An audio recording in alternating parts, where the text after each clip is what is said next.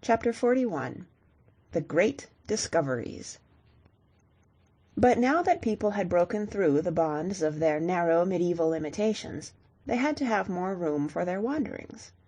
The European world had grown too small for their ambitions. It was the time of the great voyages of discovery. The Crusades had been a lesson in the liberal art of travelling, but very few people had ever ventured beyond the well-known beaten track which led from Venice to Jaffe.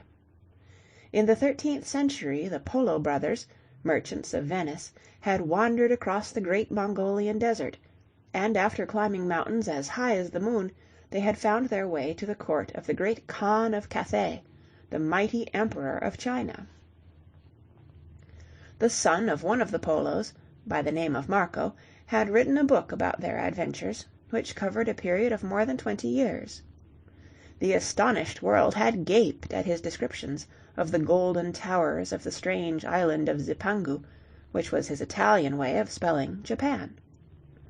Many people had wanted to go east, that they might find this gold land and grow rich, but the trip was too far and too dangerous, and so they stayed at home.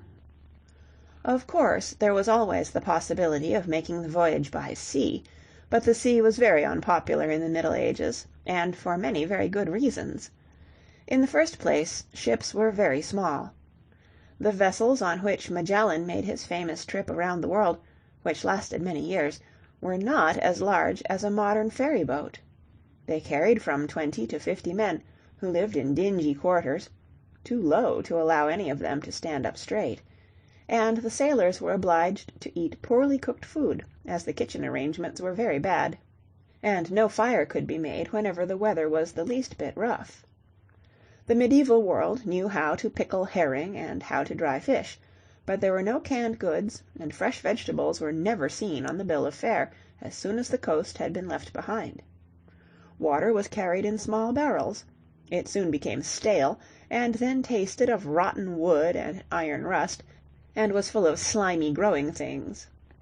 As the people of the Middle Ages knew nothing about microbes, Roger Bacon, the learned monk of the 13th century, seems to have suspected their existence, but he wisely kept his discovery to himself. They often drank unclean water, and sometimes the whole crew died of typhoid fever. Indeed, the mortality on board the ships of the earliest navigators was terrible. Of the 200 sailors who in the year 1519 left Seville to accompany Magellan on his famous voyage around the world, only 18 returned. As late as the 17th century, when there was a brisk trade between Western Europe and the Indies, a mortality of 40% was nothing unusual for a trip from Amsterdam to Batavia and back. The greater part of these victims died of scurvy, a disease which is caused by lack of fresh vegetables, and which affects the gums and poisons the blood, until the patient dies of sheer exhaustion. Under those circumstances you will understand that the sea did not attract the best elements of the population. Famous discoverers like Magellan and Columbus and Vasco da Gama traveled at the head of crews that were almost entirely composed of ex-jailbirds, future murderers, and pickpockets out of a job. These navigators certainly deserve our admiration for the courage and the pluck with which they accomplished their hopeless tasks in the face of difficulties of which the people of our own comfortable world can have no conception. Their ships were leaky, the rigging was clumsy. Since the middle of the 13th century they had possessed some sort of a compass, which had come to Europe from China by way of Arabia and the Crusades, but they had very bad and incorrect maps. They set their course by God and by guess. If luck was with them, they returned after 1 or 2 or 3 years. In the other case, their bleached bones remained behind on some lonely beach. But they were true pioneers. They gambled with luck. Life to them was a glorious adventure, and all the suffering, the thirst and the hunger and the pain were forgotten when their eyes beheld the dim outlines of a new coast, or the placid waters of an ocean that had lain forgotten since the beginning of time. Again, I wish that I could make this book 1,000 pages long. The subject of the early discoveries is so fascinating, but history, to give you a true idea of past times, should be like those etchings which Rembrandt used to make. It should cast a vivid light on certain important causes, on those which are best and greatest. All the rest should be left in the shadow, or should be indicated by a few lines. And in this chapter I can only give you a short list of the most important discoveries. Keep in mind that all during the 14th and 15th centuries the navigators were trying to accomplish just one thing. They wanted to find a comfortable and safe road to the Empire of Cathay, China, to the island of Zipangu, Japan, and to those mysterious islands where grew the spices which the medieval world had come to like since the days of the Crusades, and which people needed in those days before the introduction of cold storage, when meat and fish spoiled very quickly, and could only be eaten after a liberal sprinkling of pepper or nutmeg. The Venetians and the Genoese had been the great navigators of the Mediterranean, but the honor for exploring the coast of the Atlantic goes to the Portuguese. Spain and Portugal were full of that patriotic energy which their age-old struggle against the Moorish invaders had developed. Such energy, once it exists, can easily be forced into new channels.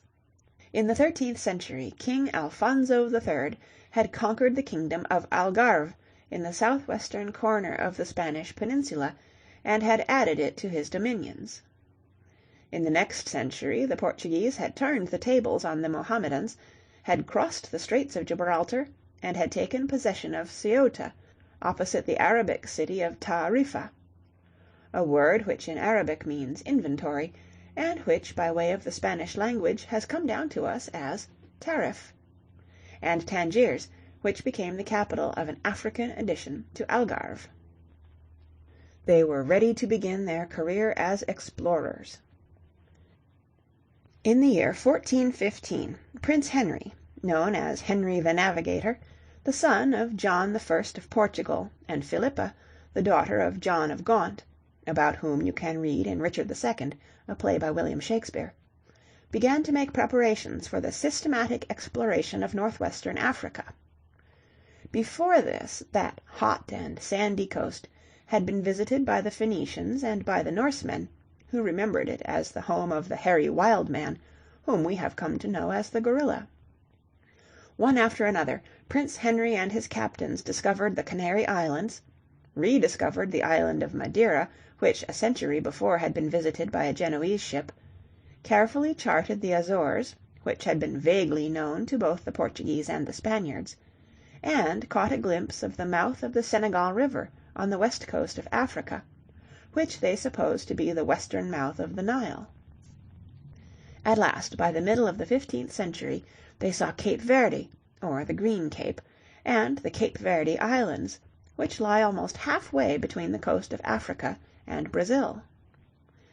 But Henry did not restrict himself in his investigations to the waters of the ocean. He was Grand Master of the Order of Christ. This was a Portuguese continuation of the crusading Order of the Templars, which had been abolished by Pope Clement V in the year 1312 at the request of King Philip the Fair of France, who had improved the occasion by burning his own Templars at the stake and stealing all their possessions. Prince Henry used the revenues of the domains of his religious order to equip several expeditions which explored the hinterland of the Sahara and of the coast of Guinea. But he was still very much a son of the Middle Ages, and spent a great deal of time, and wasted a lot of money, upon a search for the mysterious Prester John, the mythical Christian priest who was said to be the emperor of a vast empire situated somewhere in the East. The story of this strange potentate had first been told in Europe in the middle of the 12th century. For 300 years people had tried to find Prester John and his descendants. Henry took part in the search. 30 years after his death, the riddle was solved. In the year 1486, Bartholomew Diaz, trying to find the land of Prester John by sea, had reached the southernmost point of Africa. At first he called it the Storm Cape, on account of the strong winds, which had prevented him from continuing his voyage toward the east, But the Lisbon pilots who understood the importance of this discovery in their quest for the India water route changed the name into that of the Cape of Good Hope. 1 year later, Pedro de Covilham, provided with letters of credit on the House of Medici, started upon a similar mission by land. He crossed the Mediterranean, and after leaving Egypt he travelled southward. He reached Aden, and from there, travelling through the waters of the Persian Gulf, which few white men had seen since the days of Alexander the Great, 18 centuries before, he visited Goa and Calicut on the coast of India, where he got a great deal of news about the island of the Moon, Madagascar, which was supposed to lie halfway between Africa and India. Then he returned, paid a secret visit to Mecca and to Medina, crossed the Red Sea once more, and in the year 1490 he discovered the realm of Prester John, who was no one less than the Black Negus, or king, of Abyssinia, whose ancestors had adopted Christianity in the 4th century, 700 years before the Christian missionaries had found their way to Scandinavia. These many voyages had convinced the Portuguese geographers and cartographers that while the voyage to the Indies by an eastern sea route was possible, it was by no means easy. Then there arose a great debate. Some people wanted to continue the explorations east of the Cape of Good Hope. Others said, "No, we must sail west across the Atlantic, and then we shall reach Cathay."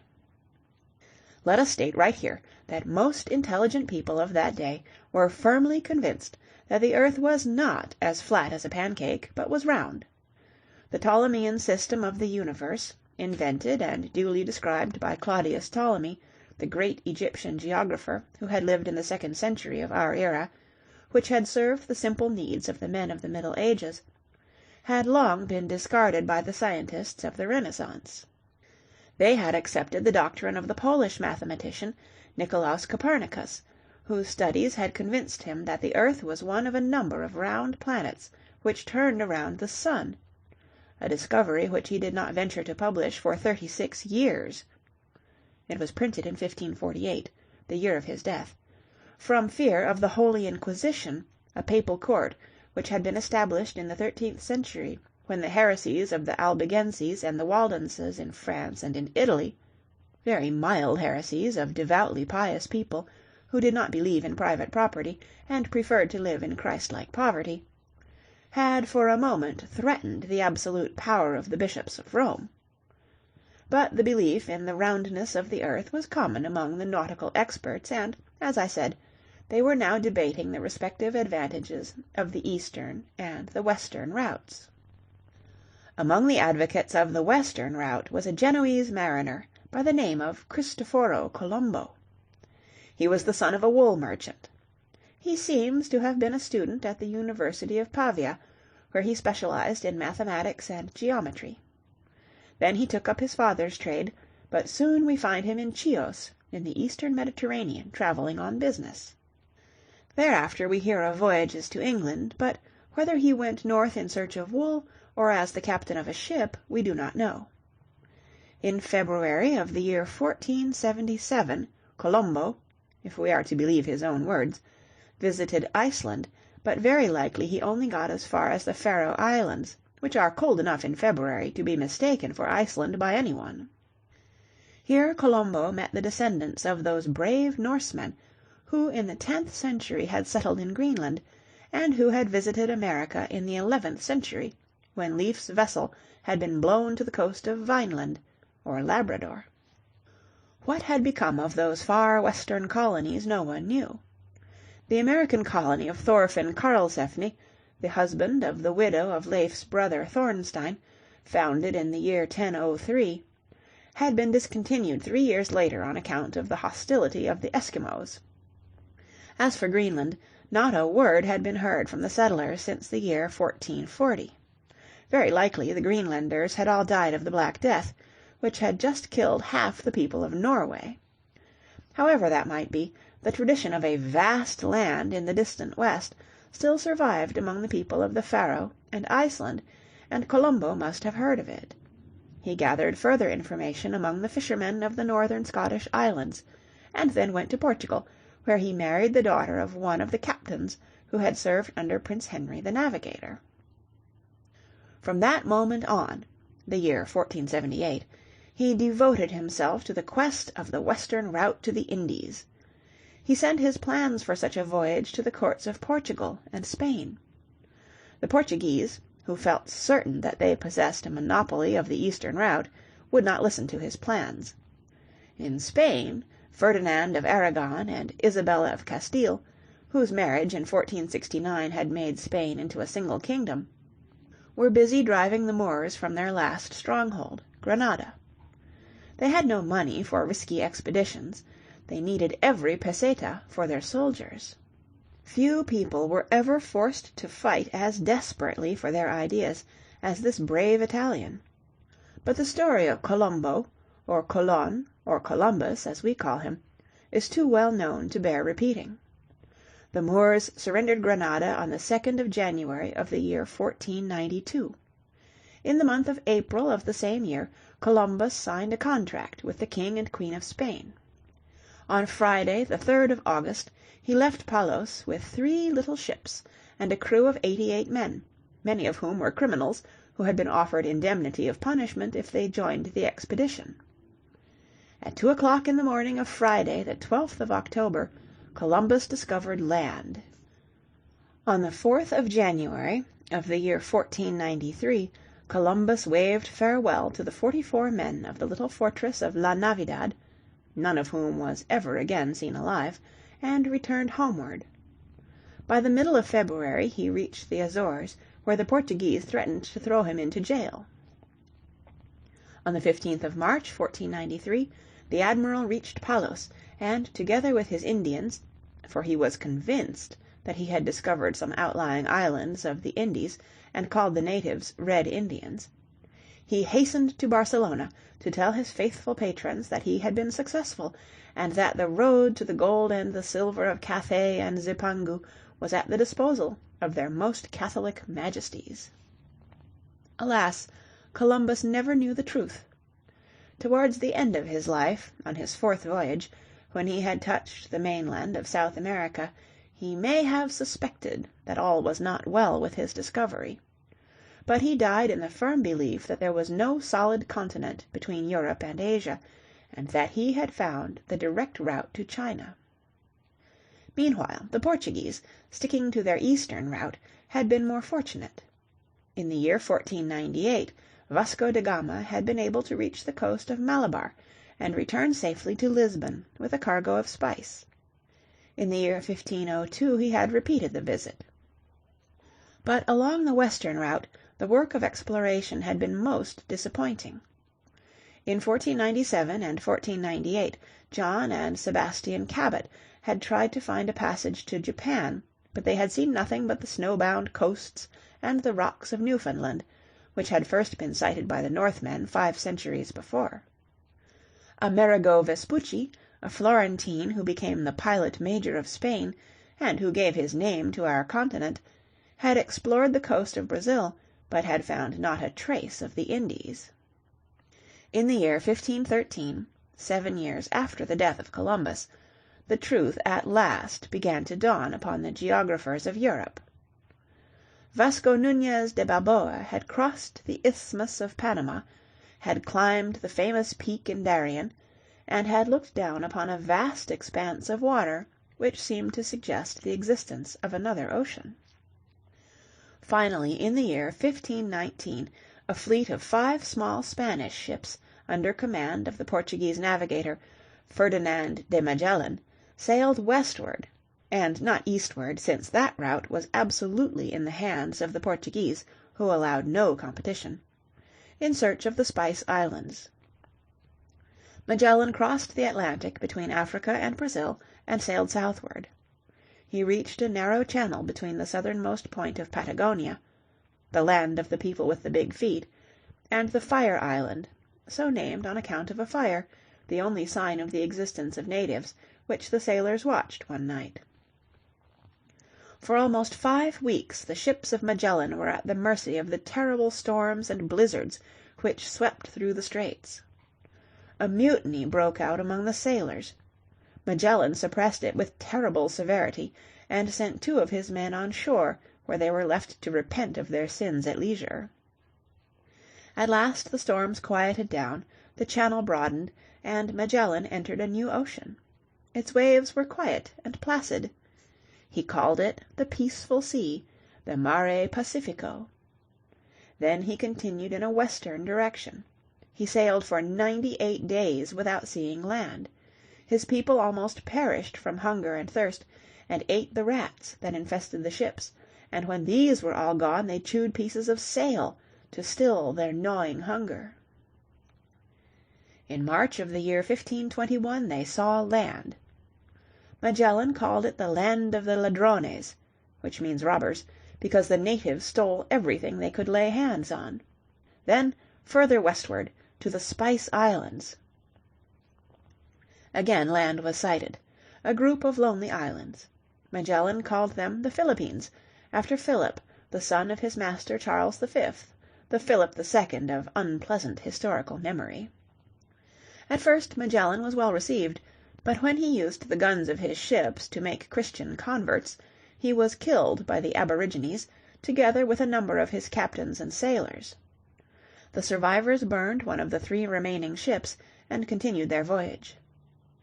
They found the Moluccas, the famous Spice Islands. They sighted Borneo and reached Tidor.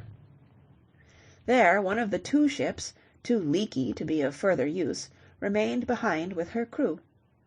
The Vittoria, under Sebastian del Cano, crossed the Indian Ocean, missed seeing the northern coast of Australia, which was not discovered until the first half of the 17th century, when ships of the Dutch East India Company explored this flat and inhospitable land, and after great hardships reached Spain. This was the most notable of all voyages. It had taken 3 years. It had been accomplished at a great cost, both of men and money, but it had established the fact that the earth was round, and that the new lands discovered by Columbus were not a part of the Indies, but a separate continent. From that time on, Spain and Portugal devoted all their energies to the development of their Indian and American trade. To prevent an armed conflict between the rivals, Pope Alexander VI, the only avowed heathen who was ever elected to this most holy office, had obligingly divided the world into 2 equal parts by a line of demarcation which followed the 50th degree of longitude west of Greenwich, the so-called Division of Tordesillas of 1494. The Portuguese were to establish their colonies to the east of this line, the Spaniards were to have theirs to the west. This accounts for the fact that the entire American continent, with the exception of Brazil, became Spanish, and that all of the Indies and most of Africa became Portuguese, until the English and the Dutch colonists, who had no respect for papal decisions, took these possessions away in the 17th and 18th centuries. When news of the discovery of Columbus reached the Rialto of Venice, the Wall Street of the Middle Ages, there was a terrible panic. Stocks and bonds went down 40 and 50%. After a short while, when it appeared that Columbus had failed to find the road to Cathay, the Venetian merchants recovered from their fright. But the voyages of Da Gama and Magellan proved the practical possibilities of an eastern water route to the Indies. Then the rulers of Genoa and Venice, the 2 great commercial centers of the Middle Ages and the Renaissance, began to be sorry that they had refused to listen to Columbus. But it was too late. Their Mediterranean became an inland sea. The overland trade to the Indies and China dwindled to insignificant proportions. The old days of Italian glory were gone. The Atlantic became the new center of commerce, and therefore the center of civilization. It has remained so ever since. See how strangely civilization has progressed since those early days, 50 centuries before, when the inhabitants of the valley of the Nile began to keep a written record of history. From the river Nile it went to Mesopotamia, the land between the rivers. Then came the turn of Crete and Greece and Rome. An inland sea became the center of trade, and the cities along the Mediterranean were the home of art and science and philosophy and learning. In the 16th century it moved westward once more, and made the countries that border upon the Atlantic become the masters of the earth. There are those who say that the World War and the suicide of the great European nations has greatly diminished the importance of the Atlantic Ocean. They expect to see civilization cross the American continent and find a new home in the Pacific, but I doubt this. The westward trip was accompanied by a steady increase in the size of ships and a broadening of the knowledge of the navigators. The flat-bottomed vessels of the Nile and the Euphrates were replaced by the sailing vessels of the Phoenicians, the Aegeans, the Greeks, the Carthaginians, and the Romans. These in turn were discarded for the square-rigged vessels of the Portuguese and the Spaniards, and the latter were driven from the ocean by the full-rigged craft of the English and the Dutch. At present, however, civilization no longer depends upon ships. Aircraft has taken and will continue to take the place of the sailing vessel and the steamer.